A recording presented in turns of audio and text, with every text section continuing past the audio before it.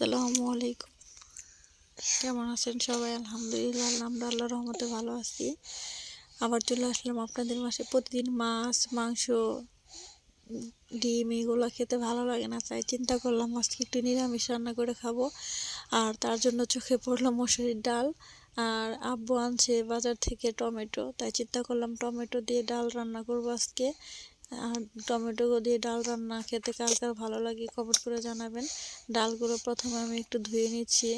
আর ডালটা আমি রান্না করব আজকে হচ্ছে রাইস কুকারে, কারণ আজকে চুলায় যেতে ভালো লাগছিল না। ডালগুলো আমি ধুয়ে নিয়ে তারপর একটা রাইস কুকারের মধ্যে দিয়ে দিলাম। পরিমাণ মতো পানি দিয়ে দিচ্ছি এখন। পরিমাণ মতো পানি দিয়ে আগে ডালটা সিদ্ধ করে নেব, তার মধ্যে দিয়ে দিলাম একটু লবণ দিয়ে দিলে ভালোভাবে সিদ্ধ হয় আর কি, সেজন্য একটু লবণ দিয়ে দিলাম। ঢাকনা দিয়ে ঢেকে দিলাম। এখন ডালটা সিদ্ধ হওয়ার জন্য অপেক্ষা করবো। এই দেখেন ডালটা সিদ্ধ হয়ে গেছে অলরেডি। আর ডালটা অনেক ভালো সিদ্ধ হয়ে গেছে। এর মধ্যে দিয়ে দিব আমি এখন পরিমাণ মতো পানি। আর ডালটা বেশি আমি ঘনও রান্না করব না, আর পাতলাও রান্না করব না, মাঝামাঝি রাখবো। কারণ টমেটো দিয়ে ডাল বেশি ঘনও ভালো লাগে না, আর বেশি পাতলাও ভালো লাগে না। এই জন্য আমি পরিমাণ মতো পানি দিয়ে দিলাম। আর এখন এর মধ্যে একটু মশলা অ্যাড করে নিব। আর প্রথমে একটু হলুদ গুঁড়ো দিয়ে দিব, একটু ধনিয়া গুঁড়ো দিয়ে দিব, আর দিয়ে দিব হচ্ছে একটু জিরা বাটা, আদা বাটা, রসুন বাটা, আর দিয়ে দিব পরিমাণ মতো লবণ। যেহেতু লবণ দিয়ে সিদ্ধ করেছি, লবণটা দেখে শুনে দিতে হবে। আর দিয়ে দিলাম কেটে রাখা পেঁয়াজ কুচি। আর এখন দিয়ে দেব কাঁচামরিচ দিব অল্প। কারণটা হচ্ছে জোয়ারিয়া ঝাল খেতে পছন্দ করে না, সেটা আপনারা সবাই জানেন। এখন আমি নেড়ে চেড়ে সব মশলা একসাথে মিশিয়ে নিব। আর এখন আমি ভালোভাবে ডালটা জাল করে নিব।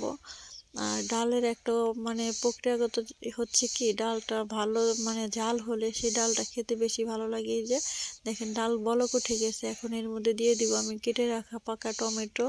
আর টমেটোগুলো দেখতে অনেক সুন্দর ছিল। আর টমেটো দেওয়ার পর ডালের কালারটা একদম চেঞ্জ হয়ে যাবে, দেখতেও ভালো লাগবে আর খেতেও বেশ মজা। টমেটোটা যেন সিদ্ধ হয়ে যায়, একটু জাল করে আমি ধনিয়া পাতা দিয়ে দিব। কারণ ধনিয়া পাতা ডালের মধ্যে অ্যাড করলে আমার বেশি ভালো লাগে খেতে। আর ধনিয়া পাতা দিলে ডালের ফ্লেভারটা একটু বেশি ভালো লাগে। আর টমেটোটা যেন সিদ্ধ হয়ে যায় তার জন্য খেয়াল রাখতে হবে, যে একটু নেড়ে চেড়ে আমি মিশিয়ে নেব। এখন ডালটা প্রায় হয়ে এসেছে। এখন আমি সম্বার দিয়ে দিব। এর মধ্যে নিয়েছি আমি রসুন কুচি, পেঁয়াজ কুচি, আর তেলে ব্রাউন করে ভেজে নেব। নেওয়ার পর আমি একটু দিয়ে দিব আস্ত জিরা, কারণ ডালের মধ্যে আস্ত জিরা দিলে আমার খেতে অনেক বেশি ভালো লাগে। জিরাটা একটু ভাজা হয়ে গেলে আর একটু ভেজে নেব, বেশি ভাজবো না, না হলে তিতো হয়ে যাবে। দেখেন প্রায় ভাজা হয়ে গেছে। এখন আমি এটা ডালের মধ্যে দিয়ে দিব। জোয়ারিয়া ভিডিও করছিল তাই একটু বুঝতে পারে না, উপর থেকে করছিল, এজন্য এমন হয়েছে।